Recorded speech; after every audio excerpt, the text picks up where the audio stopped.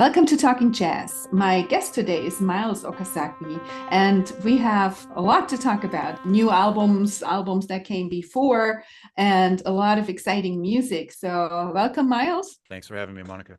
Thanks for being here. Before we dive in, we're going to start with the Miniature America recording. But before we dive in, I would love for you to share maybe a vignette of who is Miles and how did you get into jazz and into what you do these days. I don't know if that's a possibility to put that in a Oh, short so like synopsis. from the beginning. I was born. One day I was born. I started playing guitar when I was a kid, like 6 or 7 years old, playing classical guitar. I started getting into jazz when I was like 12 or 13 in the town where I grew up, Port Townsend, Washington. That's in Washington State. There's a jazz workshop in this organization called Centrum. It used to be run by, when I was there in the 80s, it was run by Bud Shank, saxophonist. And now for a long time, it's been run by John Clayton. And I think he's doing his last year next year, and then it'll be somebody else. But anyway, I went there for about 5 years in the summers and was really obsessed with everything about jazz all through high school and stuff, which was unfortunate because that was like when grunge and Nirvana and stuff was coming out. And that was like the cool thing. And we were like in that area, but I was not interested in that at all. So I was like, they don't even tune the guitars right in that band. So yeah. And then I just continued from there, just kept practicing and, through college and conservatory and meeting people, and moved to New York in 1997, started playing around, playing with different things, playing with singers a lot, playing with sort of like a lot of stuff with standards. And then I started writing music a little later. Like I started writing music maybe, in the early 2000s. I mean, I always wrote some music, but it was just like kind of imitations of other things, like imitation of a bebop kind of tune, imitation of a monk tune, imitation of an Ornette Coleman tune, that type of thing. Wayne Shorter, all the great composers. And then but I started to maybe find my own kind of way to write after throwing away many, many, many compositions. And around like 2000 to 2005, around that period, I got a body of songs together and a band that we had met Manhattan School of Music with Miguel Zanon and Dan Weiss and John Flower and Christoph Knoche. This is a quintet that I had in the early days when we rehearsed. We didn't have many gigs, so we just rehearsed all the time. It was great. Now we don't have many gigs, and also we don't rehearse. So anyway, I made my first record then, 2005. It was called Mirror, and that sort of got me going as a composer, or I don't know, writer, I guess I would say. I don't know if I would say composer. It sounds a little fancy, but writing music became a thing that I really like to do. I've made like a dozen albums now. So it's like 20 years later, and I try to do an album every 1 year or 2 years as much as I can, and keep changing and evolving. That's the idea. And I still like to play all the old stuff that I started out playing, standards and monk songs and all that type of stuff. But that's my training really. But now I've gotten into quite a few other things since then. That's Oh, it. yeah. That's my story. We can talk about the few other things too eventually, but just to I think it's interesting for people to see where somebody comes from, and then also Yeah. to see what perseverance it takes to be a jazz musician. I Hmm. started at the same time, and I noticed you're playing with Matt Mitchell, so we went to school together at IU at the time Oh, and okay. playing in the same band. What is your instrument?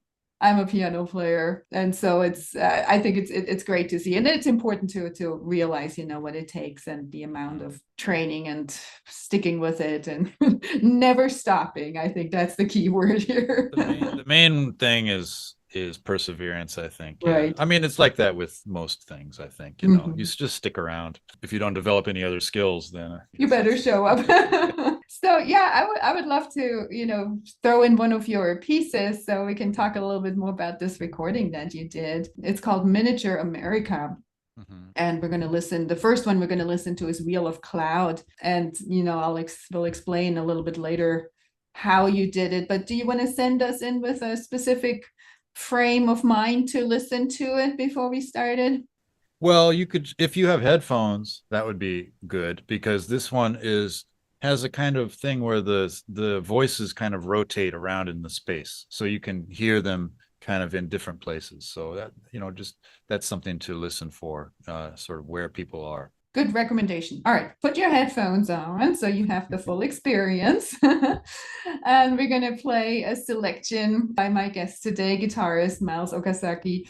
And it's from a new recording entitled Miniature America, and it's called Wheel of Cloud.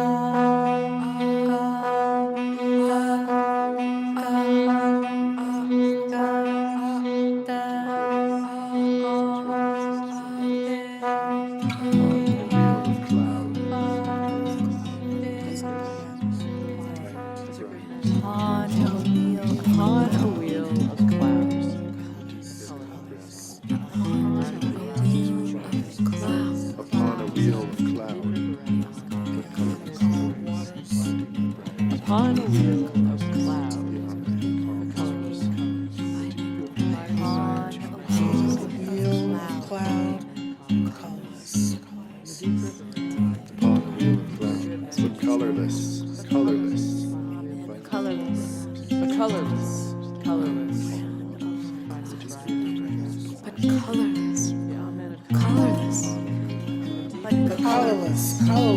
colorless. Binding with briars, my joys and Binding desires. with briars, my joys and desires. Binding with briars, my joys and desires. On a wheel of clouds, colorless, colorless. The amen of calm Briars, my waters. joys and desires. Binding briars, Amen. joys, Amen. Calm waters. Colorless. As our good manners require. As our good manners require.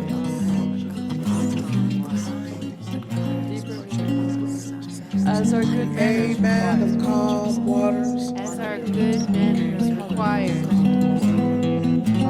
The deep rivers ran on.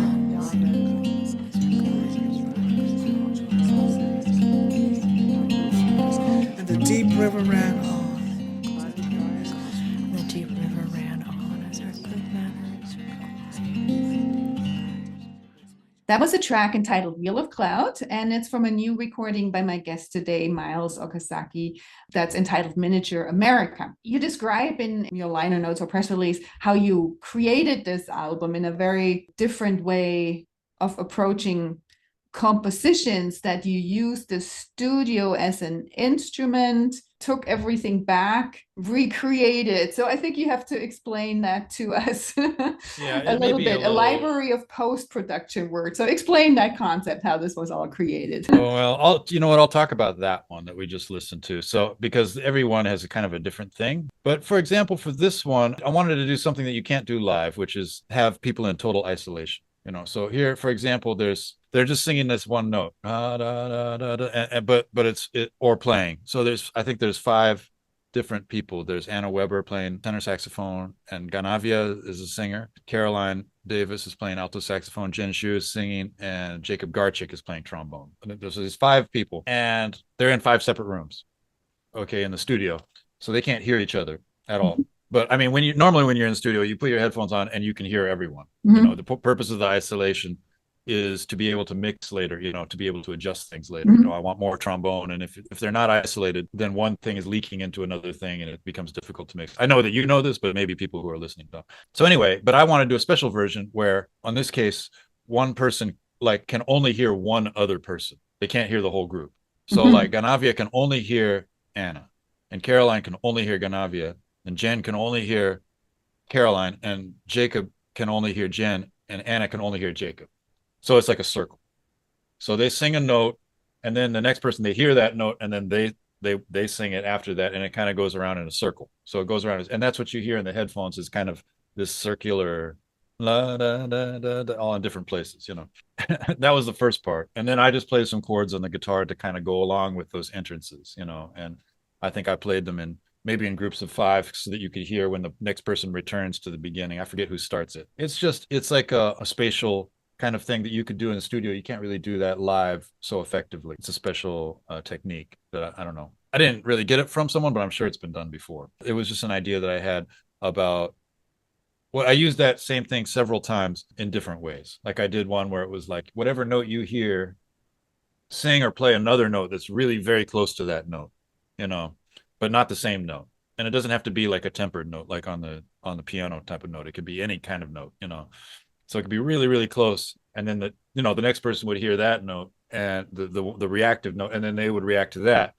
And then what that would create is this really thick, like dissonant, close kind of cloud of long tones, because a part of the instruction would be like sing or play as long as you can until you totally run out of breath. And then a version of that where this, okay, now sing one that's as far away from that note as you can possibly play, you know, and then do one that's short and do one that slides around, you know. So it's all this sort of reacting and spatial stuff, and that can be pretty fun, you know. And then the other part of that was like this poetry thing where Wheel of Cloud is the final line of an Emily Dickinson poem, Upon a Wheel of Cloud. It's a poem.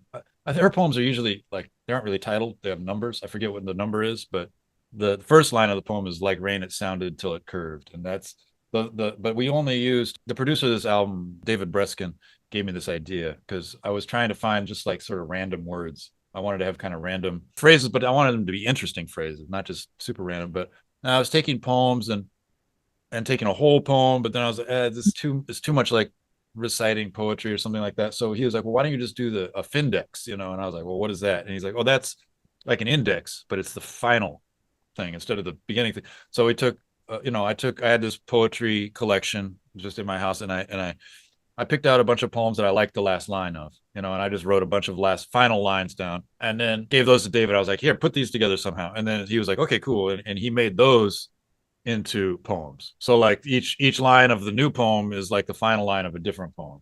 And so that makes it a new kind of found poem.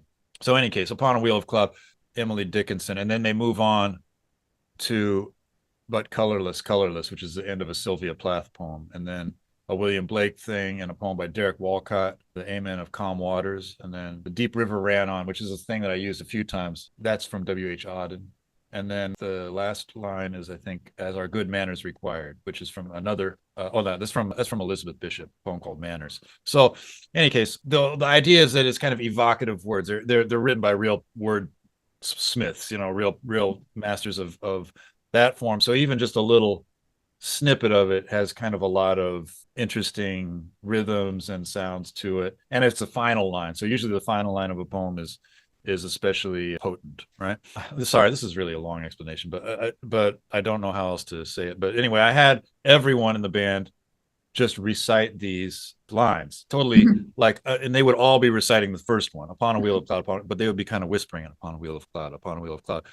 Oh no, I'm sorry, that's not how I did it. I had them recite the whole poem, Upon a Wheel of Cloud, but colorless colors. But then I had them accent the first line, Upon a Wheel of Cloud. So they say that one louder. And so that would give me something to play along with.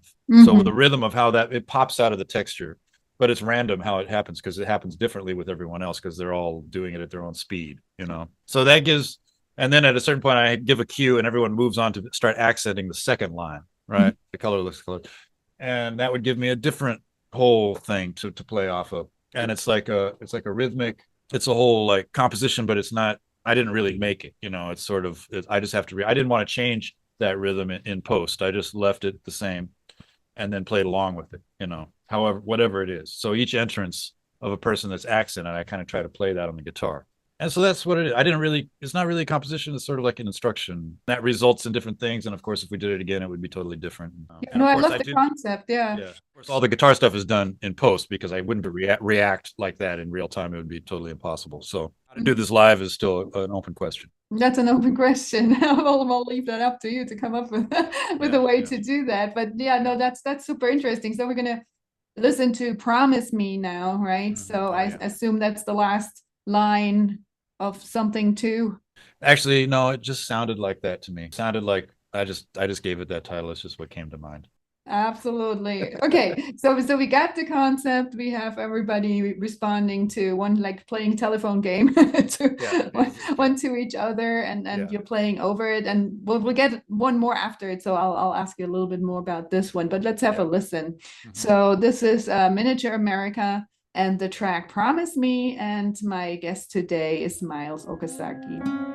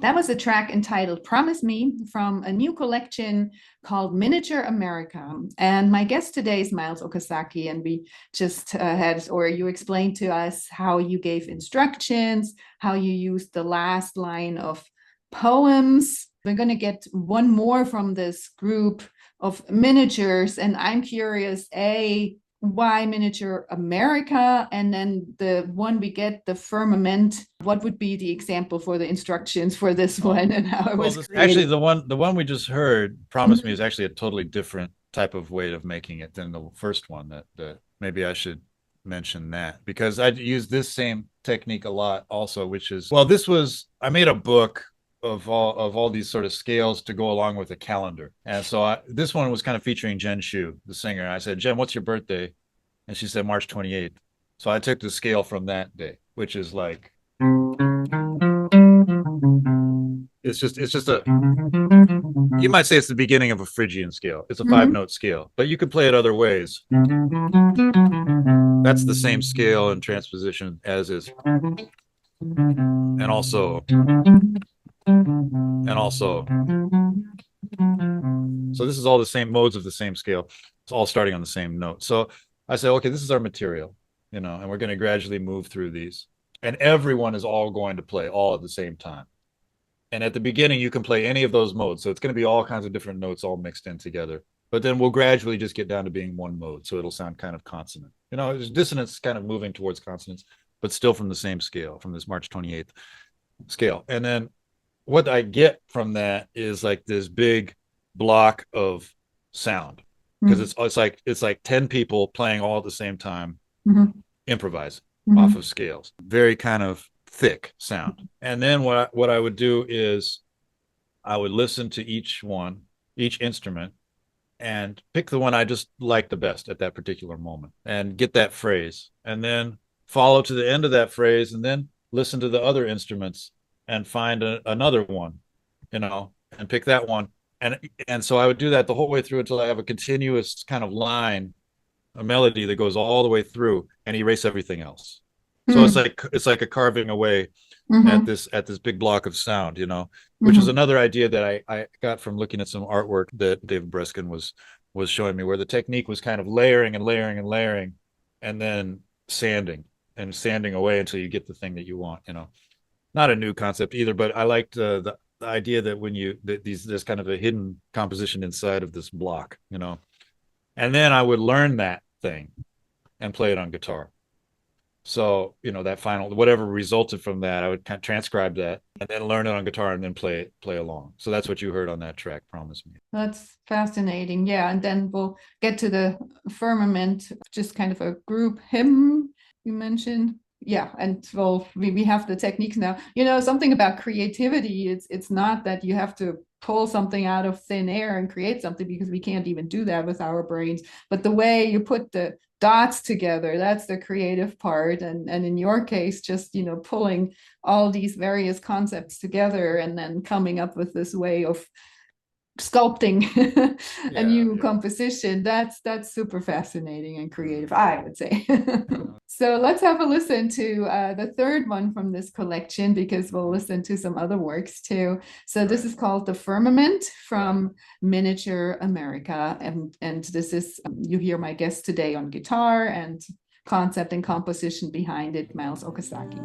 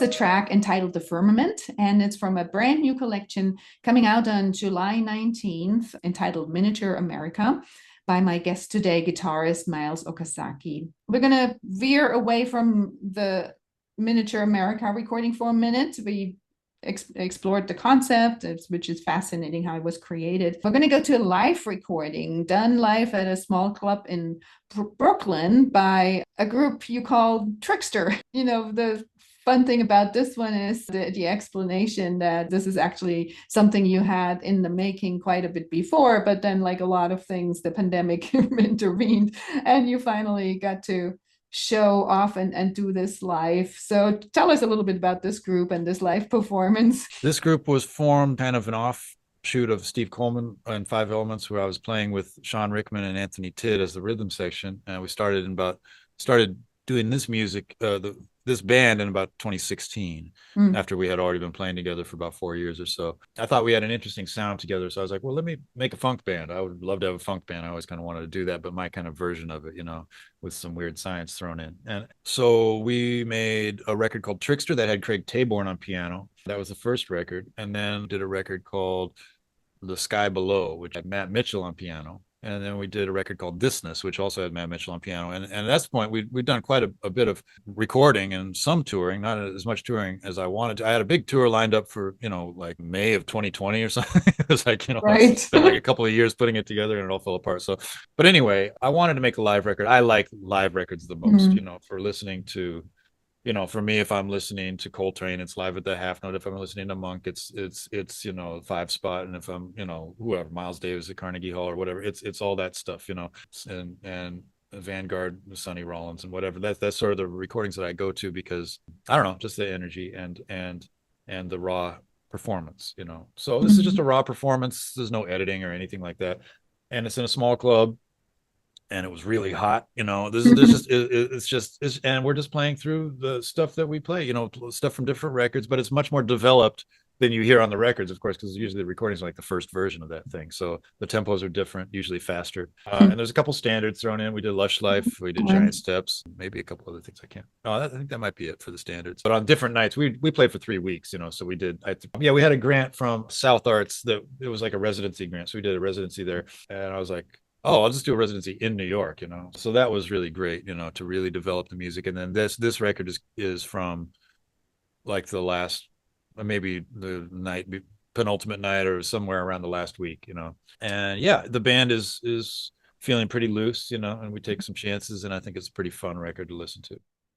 Oh, absolutely. And what a gift to be able to do that, to really play together and develop together. Yeah. And yeah, I absolutely think you can hear it. So in this one, it's actually Lush Life, and then morphing into Dog Star, it's called, you know. Oh, yeah. I do a little solo version with the thumb of Lush Life. Yeah, go into that's right. And then yeah, some of these songs are like this music is like modular music. You might have a rhythm that you can then put other chord changes on, or you might have chord changes that then could be put into a rhythm, and a lot of the tunes fit together. So one tune can go on top of another. So the transitions are oftentimes like one tune is going and start playing another tune during that, you know, that type of interlocking kind of stuff, as opposed to segmented, you know, this tune's over, clap, this tune's over and clap. So when we recorded this record, I did it on purpose in about 15-minute sets, you know, so that it could go onto vinyl, like 4 15-minute sets for the concert. And then that would be like, that's just what the record is. Fabulous. Yeah, we did that before. And then we had a light go off, you know, if you get close to the 15 minutes, the light goes off, and you know, now it's time to wrap it up. Yeah. Time to wrap it up. Let's have a listen. Trickster Live in Brooklyn, and this melange of Lush Life and morphing into Dog Star. And this is by my guest today, leading the group and playing guitar, Miles Okazaki.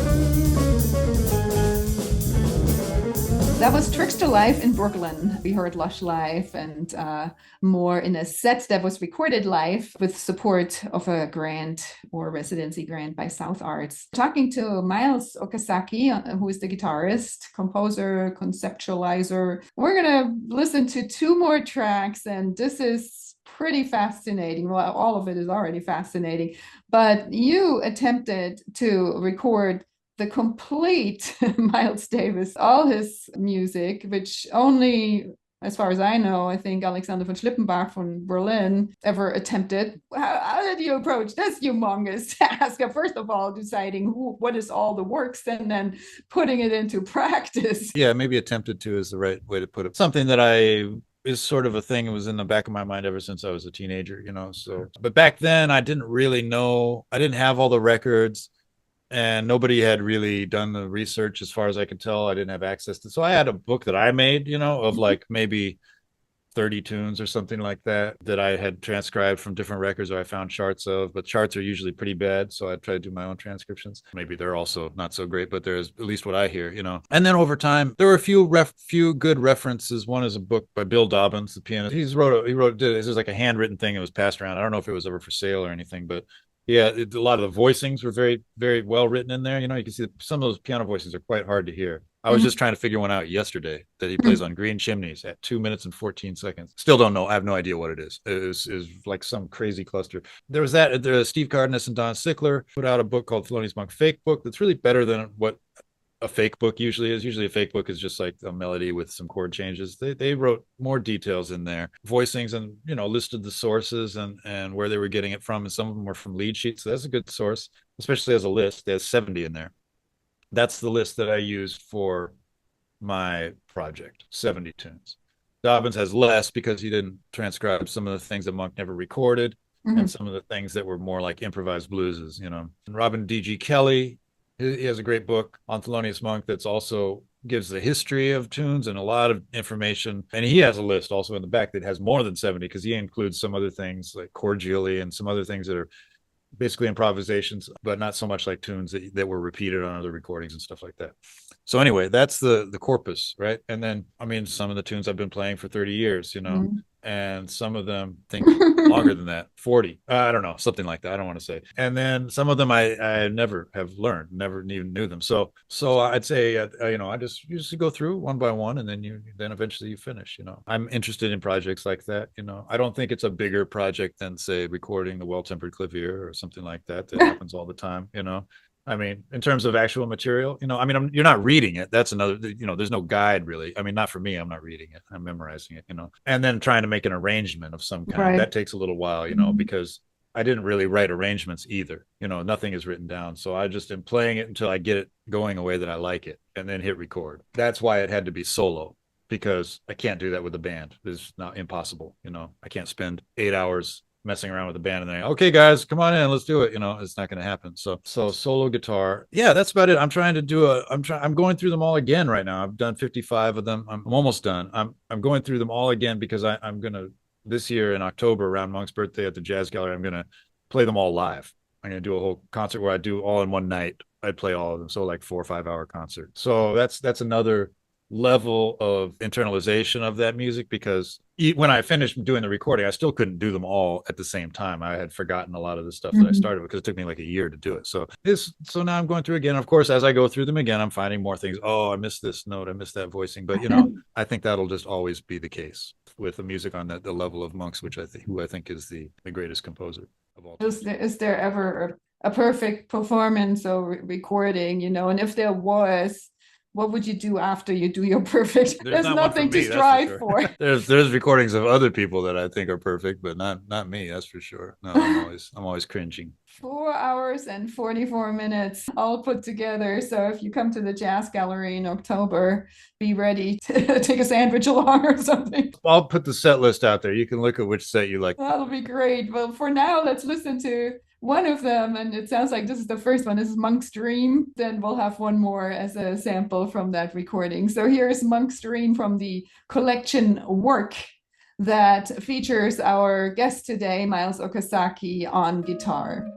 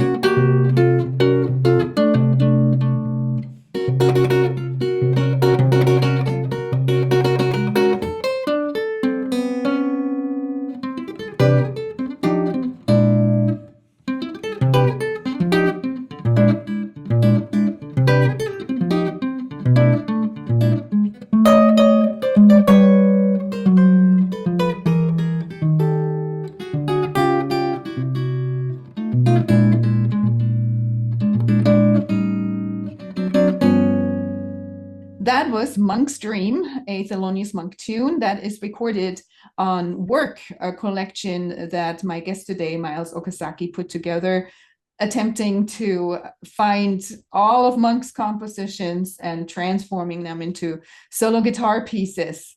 And before we close out, we'll hear one more of that collection. We'll hear Skippy. But Miles, I wanted to thank you for taking the time and just give us a glimpse of what's coming up next. So October will all be at the Jazz Gallery. And what else is in the making? See, I have a few records that I'm on of other people's stuff that I'm excited about. A record by Miguel Zenon called Golden City is coming out, on some stuff with the saxophonist Johnny Rabagon, project coming up with Patricia Brennan. I'm still keeping busy as a side person, doing work. I like to work on other people's music. That keeps me sharp. I have 3 kids, so I'm spending some time. They just got out of school yesterday, so we're we'd be doing summer stuff with them, and in the meantime doing some teaching and stuff like that as well in Europe. Really just focus on this monk stuff right now, and then a few other super difficult things that I have to learn for other people, so that they take a long time. I'm quite a slow worker in general, tortoise in the hairstyle. Well, that is an incredible example of how slow but steady gets you to great results. And to find the music, we would go to milesokazaki.com. Yeah, if you go to that site, you'll find everything. There's links to all my projects and books and some other things, random things, some things I've written, little pieces on thoughts and about music and other things. Kind of throw it all in there. And then YouTube has a bunch of stuff as well, but that's all coming off of the main site as well. You might just find the right scale for your birthday. That'll be the key. And it's Miles, like the famous Miles, and then Okazaki, Okazaki. So go there and find treasures. So before we listen to Monk Skippy, thanks again for joining us and taking the time out of your busy day for sharing about all these cool things. Okay, thank you, Monica. And good luck with everything. All right, thanks for spreading the word and keeping the music happening. Here is Skippy, a selection from Work, the Thelonious Monk recordings as transformed by my guest today, Miles Okazaki, to guitar.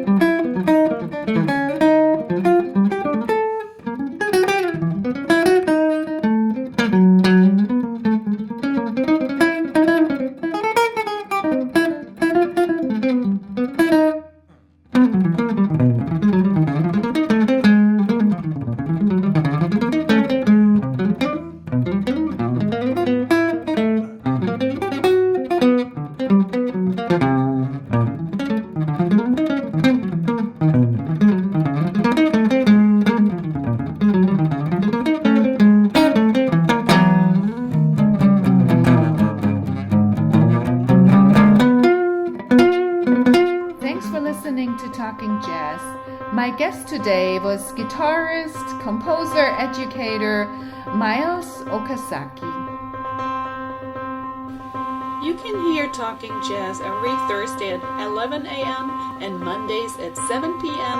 on WETF 105.7 in South Bend, Indiana, or online at jazzradiowetf.org, and Fridays at 8 p.m. on WICR 88.7 Indianapolis. Previous shows are also on my YouTube channel, Monika Herzig, MonikaHerzig. Please subscribe to the Talking Jazz playlist. Thank you for listening.